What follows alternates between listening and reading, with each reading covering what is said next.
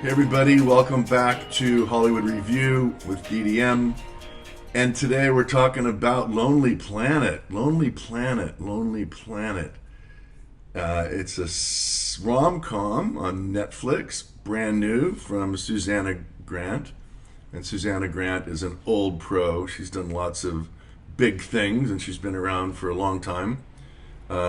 She did Catch and Release, she did 28 Days, she did Erin Brockovich, and she did a series for Netflix I really loved based on a true events called Unbelievable, starring Toni Collette. And I thought that was just one of the smarter detective series ever.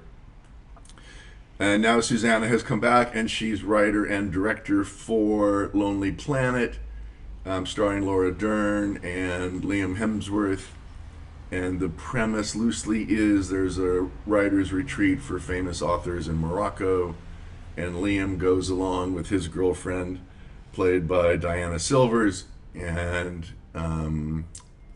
Laura Dern is also an author, and she goes, but she's got a deadline for a book she's trying to finish, so she's sort of off grid, not part of the group. Liam and his girlfriend are part of the group, but Liam's in finance and kind of a jock and isn't a reader, not into the arts. So he feels ostracized from his girlfriend and from the group. And his girlfriend is becoming famous because she wrote one hit novel, and now she's full of beans and kind of getting too full of herself and has a multi-book deal coming. And so we see them drifting apart, and she makes fun of him in front of the group, teases him about how he doesn't read, etc. It was a dig, it was a tease. She threw him under the bus. Did he take it too hard? I don't know. The comments are really interesting. I normally don't read the reviews on IMDb too much, but golly, a lot of people had a lot of things to say about this one, about the premise, about the setup, about Liam and his girlfriend, about Laura. So let's try to unpack this a little bit and see what we can come up with. I'm befuddled because I'm not really sure where I land on it. I have a tendency, I think the older I get, the kinder I am. I'd like to think that. So I'm not really going to just trash this. I think it has merit. But do I buy it? I think at the end of the day, the thing we have to buy, and this all gets back to the suspension of disbelief, are you going to believe that a guy that looks like Liam Hemsworth, who's Thor Jr., a poor man's, he's a poor man, what did I write down? Yeah, he's a poor man's Channing Tatum, Liam is, and he does a fine job. I mean, dang, he's gorgeous, nice body, great abs, he's hunky bravo, and lots of sex appeal. So the leap of faith, the suspension of disbelief, are you going to believe that Liam, who's 34, is going to really want to shack up with Laura Dern, who's like 57? And so this gets into that ugly, shallow meter that Hollywood has. There's a reason why people pay money, and the reason why we stay up late to binge watch, good-looking people on the screen. But then when you get into this gray area like Laura Dern, is she hot? Is she not hot enough? Would Liam be attracted to her in that way, like pound her against the wall attractive? Or what if it was Nicole Kidman instead of Laura Dern? There's a 20-year age gap. Does that work? Because it's Nicole. Is Nicole hot enough? Diane Lane, Sandra Bullock, Michelle Pfeiffer. There's a lot of actresses that are creepy. Reese Witherspoon, Jennifer Aniston. I mean, all of these leading ladies, are they still, can they still pull off kind of having a fling in their late 50s with a much younger guy? I don't know. I mean, I think it's everybody's own cup of tea. You have to sort of believe it or not believe it. I've always thought Laura Dern is a fine actress, especially like Big Little Lies. She's so talented. She's incredible. But, would I consider her like a love interest per se, like on a movie star kind of caliber level? Not really. She doesn't move the needle for me, like especially. She's kind of best friend, or she's not like leading hottie smoke show. But that isn't the criteria necessarily either. I mean, the reason that their two characters are attracted to each other is because she's kind to him.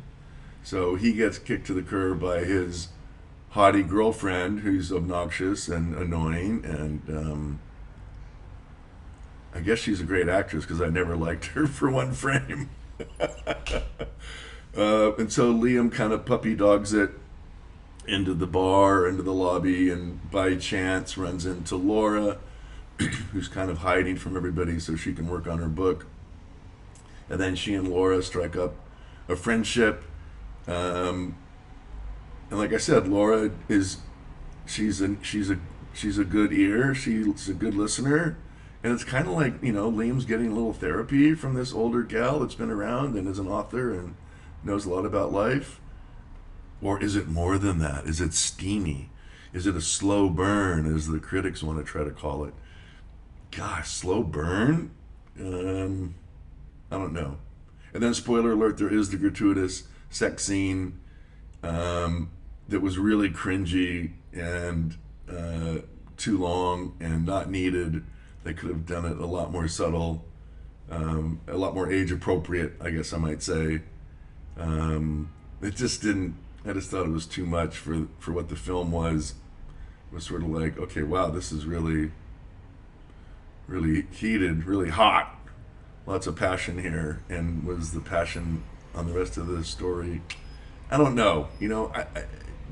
I didn't expect much. I turned it on. There's Netflix. There's Lonely Planet. A lot of people hate the title. I don't mind it. It's cute. It's Morocco. It's a couple of lonely souls that find each other. Lonely Planet. I'm okay with it. It doesn't bug me too much.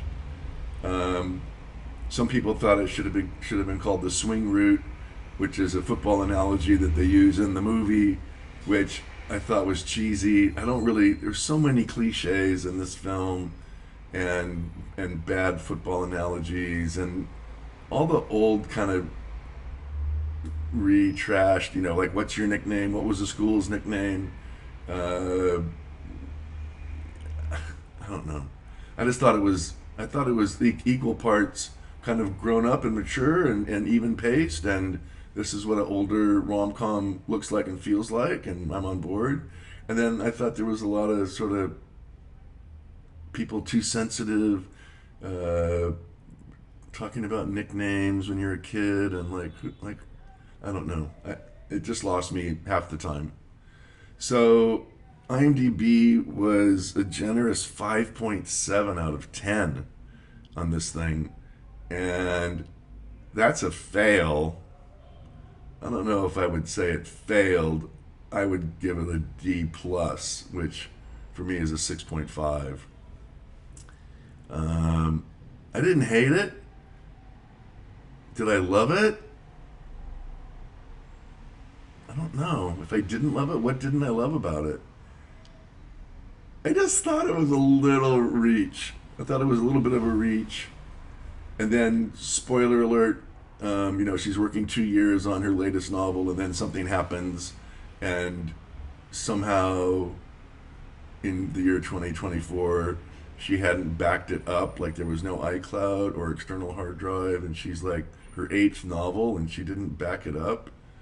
And then that sends the whole thing spiraling and overreacting, and I don't know.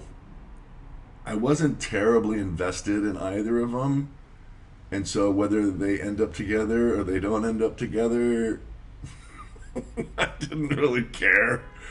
I wasn't cheering for them to be together, really. I mean, you kind of want a 34-year-old guy in finance to, like, maybe find somebody he can have kids with. I don't know. Call me old-fashioned. But anyways, worth the watch. Yeah, I kind of think it's worth the watch. Morocco, great locations, great DP. The rest of the cast is really superfluous. This writer's retreat, a bunch of really two-dimensional characters and caricatures, and it's really about Liam and Laura. And I thought Laura was very charming. I think her sexy part is that she's charming and she's a good listener and seemed to be empathetic. And sometimes, that's enough. And I think that's what they were banking on, that would be enough for Liam's character to respond to. But like, are they going to get married? Are they going to spend the rest of their lives together, or is this just kind of like, hey, we're on holiday in Morocco and we're kind of two lonely ships in a storm, and this is our port? I don't know. I'll let you decide. But if you have a chance, read the comments because they are fast and furious. So that's it. I'll wrap it up. Lonely Planet. I give it a 6.5 just because I know what it takes. I've written some rom-coms, and it's hard to get everything right. So that's still pretty low, a 6.5. But again, the public is calling it for a 5.7, which is like calling for their heads. But it won't hurt Susanna Grant. She'll be around, and these guys are obviously going to be stars forever.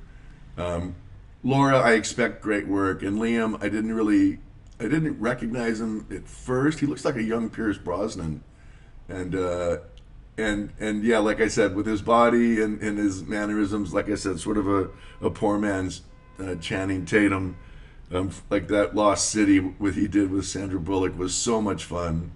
And is this fun? No, it's not really fun. Is this even a rom-com? It wasn't laugh out loud funny. It wasn't really like kind of your typical, because I think because of the age, you know, it's a different caliber, it's a different age group. You know, you don't have like sassy, smarky, for people pushing 60. It's like it's a different maturity level, which I actually appreciated. I enjoyed it, and yeah, I was curious to see like what was going to happen. I did enjoy a lot of the dialogue. I thought some of it was a bit cringy, but I don't know. I'd say it's worth the watch. It's not going to kill you. Like I said, I didn't hate it. I didn't love it, but I didn't mind it. That is so weak. I'm weak. Okay, that's it. Hollywood Review with DDM.